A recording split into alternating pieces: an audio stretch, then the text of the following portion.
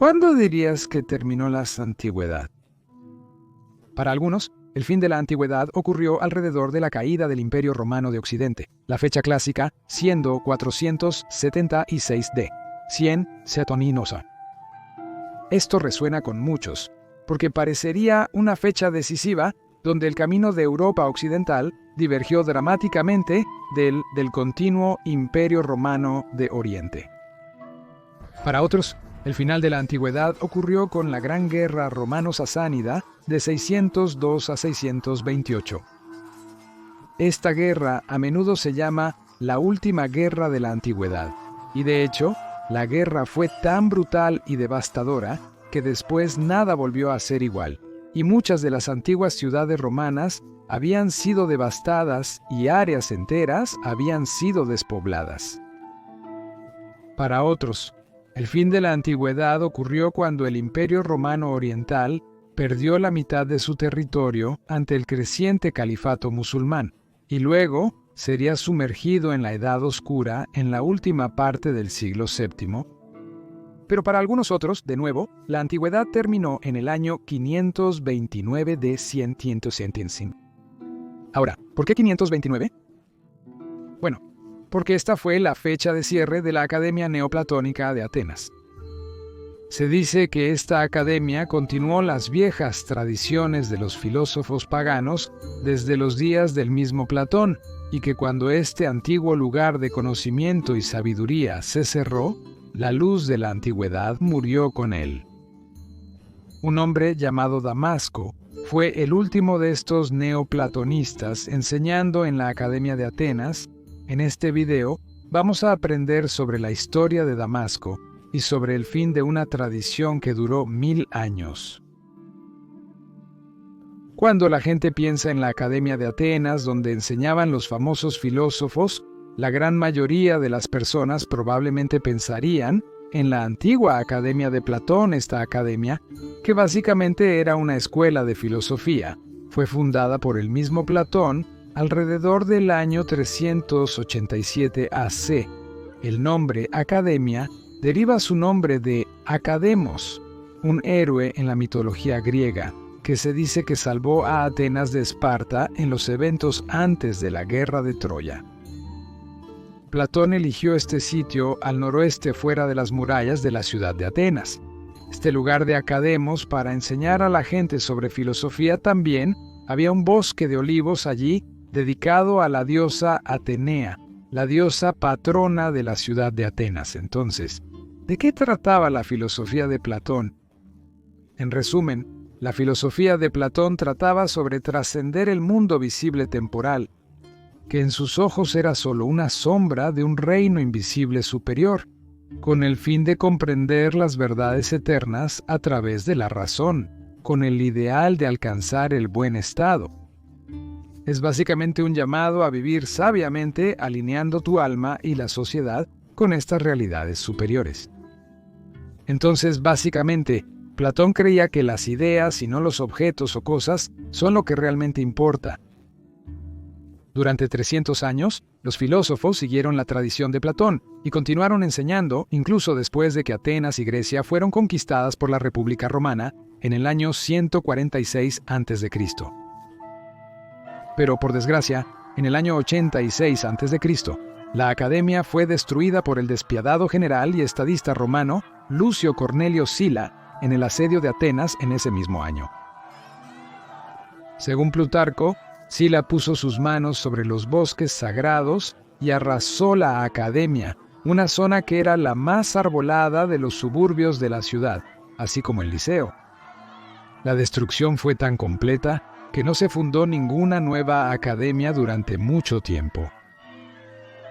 Sin embargo, los filósofos continuaron enseñando el platonismo en Atenas en los siglos siguientes, pero ya no en la academia misma, que ahora yacía en ruinas, sino dentro de las murallas de la ciudad. Pasó mucho tiempo hasta que se construyó una nueva academia, y eso ocurrió sorprendentemente tarde. De hecho, ¿qué tal si te dijera que alrededor del año en que la ciudad de Roma fue saqueada por primera vez en 800 años? Así que sí, alrededor del año 410 de 100, una nueva academia neoplatónica fue fundada por un grupo de destacados neoplatonistas en Atenas. Esto podría ser bastante sorprendente para muchos, admitidamente, mientras que el oeste estaba cada vez más fuera de control.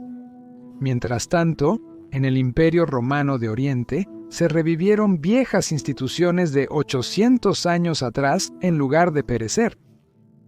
Es bastante probable que entre los fundadores de esta nueva academia neoplatónica estuviera Plutarco de Atenas, o tal vez él fue de hecho el fundador de esta institución revivida. No sabemos exactamente si la academia neoplatónica estaba en el sitio de la antigua academia, o si este era un edificio diferente posiblemente dentro de Atenas, dentro de las murallas de la ciudad. Tampoco sabemos nada sobre cómo se veían los edificios mismos, ni de la antigua academia ni de la más nueva. Básicamente no queda nada de la academia en el sitio, solo quedan los cimientos de varios edificios. El neoplatonismo fue creado por Plotino, un filósofo que vivió desde 204 hasta 270 d. 100 mueshentonla. Plotino expandió la filosofía platonista clásica en que el neoplatonismo sostiene que toda la realidad emana de un inefable trascendente uno o el uno, descendiendo a través del intelecto y el alma hasta el mundo material. Por lo tanto, el objetivo final en el neoplatonismo es volver a la unidad con el uno, a través de la contemplación y el ascenso espiritual. No hace falta decir que muchos elementos de esta filosofía se incorporaron al cristianismo, donde el uno era en esa interpretación, por supuesto, equivalente a Dios. El pico de esta academia neoplatónica de Atenas se alcanzó alrededor del año 485 deco. 100%. Curiosamente, cuando ya no había emperadores romanos occidentales. En aquellos días, Proclus estaba enseñando neoplatonismo en Atenas. Proclus es, junto con Plotino, el único otro escritor neoplatónico del que sobrevive una cantidad significativa de escritos. Es realmente asombroso que en el siglo V tardío, esta antigua tradición pagana no solo sobrevivió, sino que realmente prosperó. De hecho, hemos visto en algunos otros videos que mientras el Imperio Romano Occidental se desintegraba, el paganismo parecía no solo estar lejos de morir, sino incluso experimentar algún tipo de resurgimiento. Marcelinus de Dalmacia, por ejemplo, era abiertamente pagano, y Dalmatia en aquellos tiempos era un bastión pagano, al igual que la ciudad de Afrodisias en Asia Menor, donde encontramos muchas de las últimas impresionantes estatuas naturalistas de la antigüedad. Incluso en Roma, el propio Damasco escribió que Antemio estaba contemplando un renacimiento pagano en el año 470. Mencioné este increíble hecho ya en bastantes videos, por lo que el paganismo estaba lejos de estar muerto incluso en aquellos tiempos.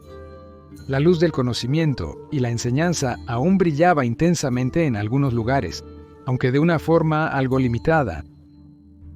Hablando de Damasco, se haría famoso porque, lamentablemente, resultaría ser el último de los neoplatónicos, en la línea de Plotino, Plutarco y Proclo, que enseñaría en la Academia de Atenas. Gran parte de nuestro conocimiento sobre la vida de Damasco proviene de su obra semiautobiográfica La Historia Filosófica, alternativamente titulada Vida de Isidoro y de Vita Severi, una obra escrita por Zacarias Scholasticus, un obispo e historiador del siglo VI. Damasco, muy apropiadamente nombrado después de su lugar de nacimiento. La ciudad de Damasco nació alrededor del año 462 después de Cristo, solo un año después del asesinato del heroico emperador Mayoriano. Viajó a Alejandría en los años 480 para estudiar retórica. En la Academia de Orápolo, un erudito alejandrino de finales del siglo V, cuya escuela acogía a estudiantes de diversas religiones y filosofías. Zacarías en su obra Vita Severi señala los lazos íntimos entre los círculos neoplatónicos de Atenas y Alejandría.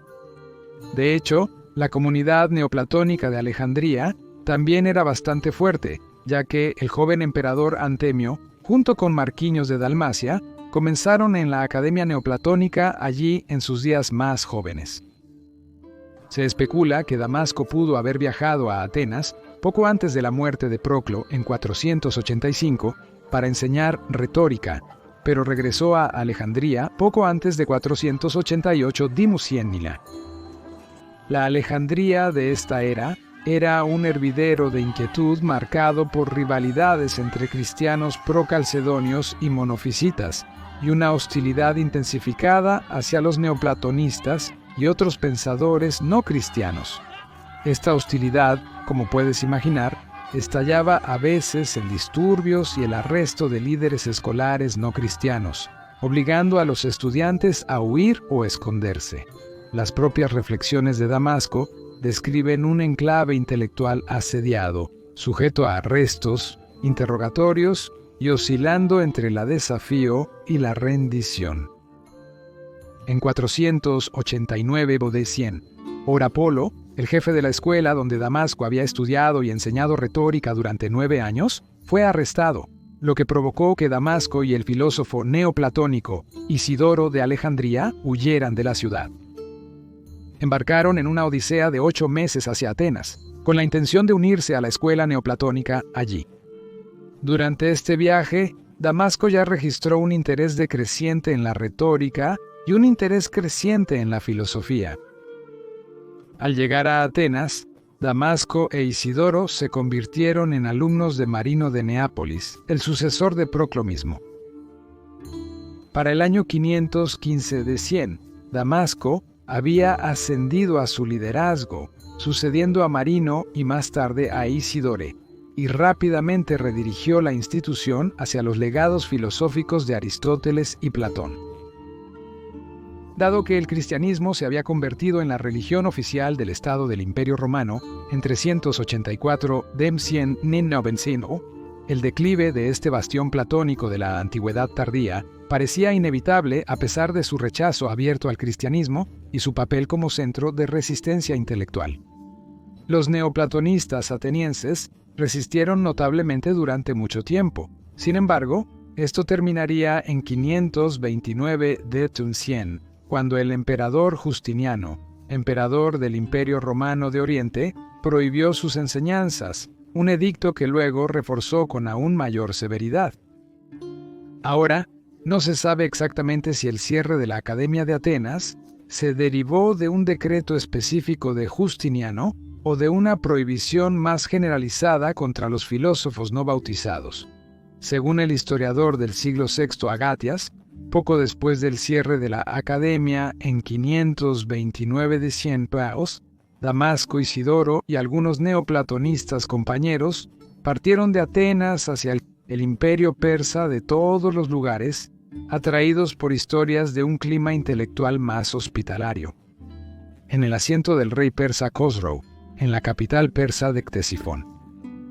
Ahora, si Damasco y sus compañeros neoplatonistas realmente llegaron a Ctesifón, permanece incierto.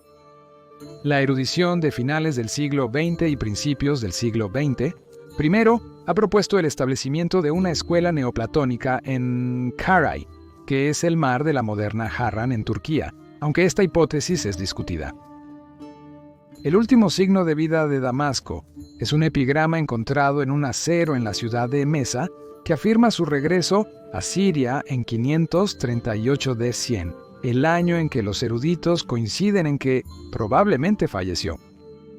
Ahora se ha especulado que de esta posible escuela neoplatónica en Karhay, los estudiantes de esta posible academia en exilio podrían haber sobrevivido hasta el siglo IX, suficiente tiempo para facilitar un renacimiento árabe de la tradición de comentario neoplatónico en Bagdad, comenzando con la fundación de la Casa de la Sabiduría allí en 832. Sí, de hecho, por increíble que parezca, los últimos grandes filósofos neoplatónicos podrían haber sentado las bases para la edad de oro islámica de la filosofía y la ciencia en el siglo IX y X en Bagdad. Estas enseñanzas, luego de algunos siglos de retraso, encontraron su camino de regreso a Europa, por lo que se podría decir que las enseñanzas neoplatónicas volvieron en círculo completo a donde habían comenzado en Europa, con un retraso muy grande. La historia, a menudo parece, se repite en círculos.